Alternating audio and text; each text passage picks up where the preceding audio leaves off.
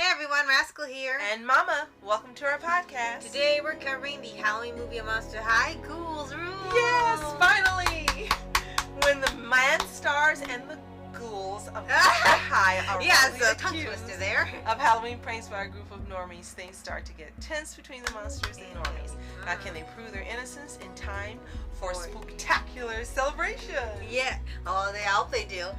Before we start, be sure to like, subscribe, with occasionally updates on future podcasts and more pause videos. And more Monster High movies. Of course, we're going to cover them all. You've been listening to us, you know how much we love Monster High. We've got some other, we got some rascals that also love this franchise as well. The original, not the reboot, with Horrified. Right. And we have been wanting to do this movie for so long, and finally someone requested that we do it, and so now we are doing it. Right.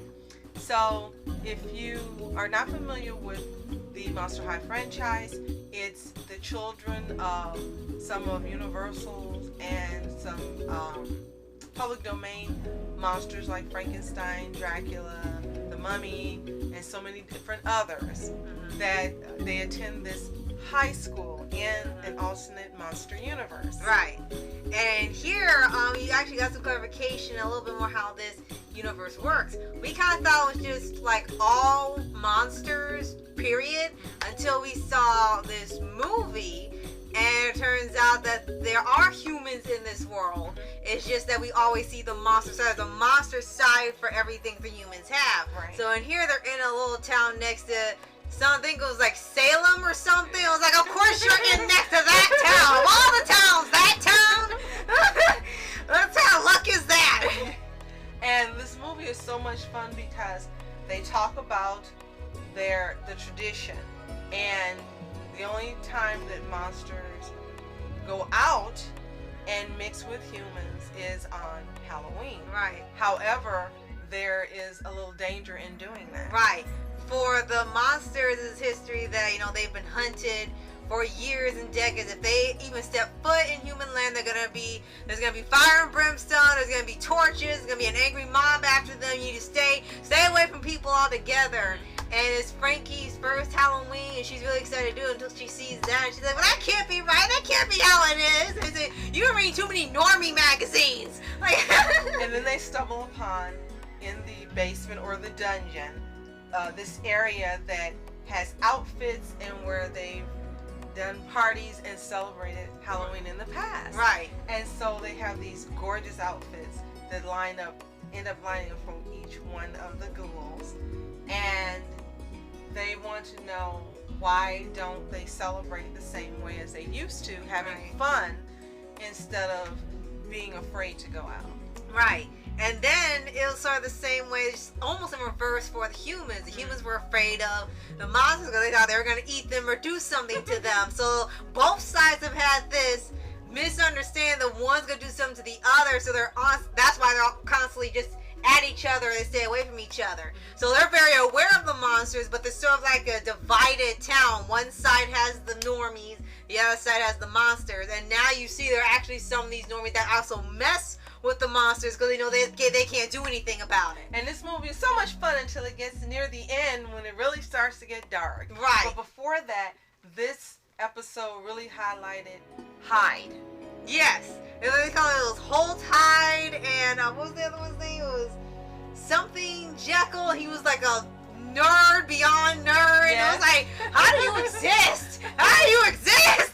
And how he switches as he hears music. Right, he hears the music and he turns to Holt Hyde. Right. Which is really fun. And they're used to him being, two-sided at Monster High, but the people that are outside of that don't know it's two different people. Right. So he's able to infiltrate the human school by just being his normie self. Right. And he's trying to avoid listening to music while he's there so he doesn't turn into his monster. Right, that was actually a nice little subplot going. And then another subplot they had is supposed to be the daughter of Van Helsing. And she was literally just looking around to see if there were monsters there for her. And she's a human Cleo. Yeah, they really established she's just her human. So that was actually very brilliant. And then even more brilliant is the same voice actress. Yes! I see what you did there. And basically she wants to follow her father's footsteps by hunting the monsters, but because they're not in the public as much anymore, and it's sort of like more quote-unquote civilized. She's just kind of waiting for them to pull some just so she can hunt them. Right. So it's kind of got an edge already to it there, especially when they go to this party. They end up there because they were going to try to prank back the normies, but their school's already been pranked, so they end up trying to run from the police. They end up at this party, and they think they're people in costume. They're like, yeah, some great costumes. They look so real. And Hyde makes friends with some students there. One girl reminds you of Gwen. Yes. In From Total Drama, yes. And they really like him from the beginning. And he finds all these excuses when he doesn't want to listen to music. No, I don't want to hear that now. He's got spaz. Yes. The spaz. Like, what? So it gets really dark when the police capture him.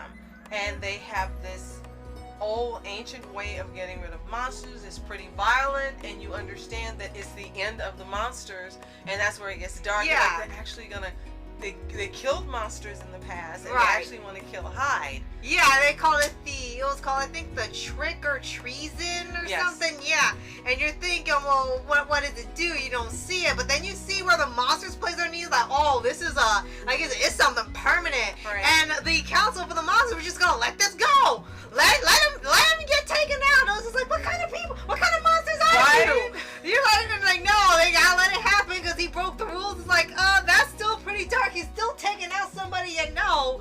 And the cop in here was just like crazy in terms of, they don't care what happens. And they told him, like, it's not his fault. He didn't do it. He's like, I don't care. Even they tell you, don't care. Anybody could do it. Someone wants to see a monster get taken out, well, that's what we're gonna do. Right. And then wow. manages to get him in even worse trouble by taking credit and Oh my gosh! him. And she's on her scare phone? Yeah, Yeah. her scare phone, and she's making posts. And I am talking to Like, Hyde, and I it's am like, his what? liaison. It's like, what? They said, when are you close with him? I speak for him, and blah, blah, blah. Yes, Like, that he was made it so much worse. Yeah, that was like a whole other subplot, because the dad said she had to learn to take charge when she takes over the empire and all that. It was just like that same old rhetoric with him, and she needs to dump Deuce, and that whole subplot was in here. But the great part is that with all these subplots, nothing felt like it was rushed, Right. or they threw it in and it wasn't necessary, or it was cluttered. Everything flows. Somehow they managed to put in like 4 to 5 subplots, and usually that means disaster, but they all worked out. All of them played out perfectly. They all had a proper conclusion, and they still managed to fit in a bunch of really great jokes, like Manny Tor being in the China shop. Yes. And it was like, did you really just do that? And Toralei with the Cats musical billboard. Oh my Like, gosh. they had like some just genius visual Yes. gags. They had some really great visual gags, like even better than some of their other movies. They just like went all out for this one, like Yes. with the Boo York movie. Yes, and true to Monster High form, there is a happy ending, and one of the best scenes in the movie is the dance at the end. Yes. It's kind of like Thriller reminding you of it, Yeah. but no one can dance, and it's hilarious Yes. looking at how they move. Yeah, especially when they were at the party earlier in the movie, and they had this human guy that was hosting it, and when he was dancing, he was just doing all this weird stuff. It's like, is he having a stroke or something? What's going on with this one? If you've never seen a Monster High movie, this is one of the best ones to get acquainted Yes, with it. it's You my will favorite. love this series if you watch this movie. It's my absolute favorite. I love seeing it every year for October. Yes, and it's one of my top 10. Yes, there aren't that many. It's one of my top 10. Yes. So I would say it's one of my top 5.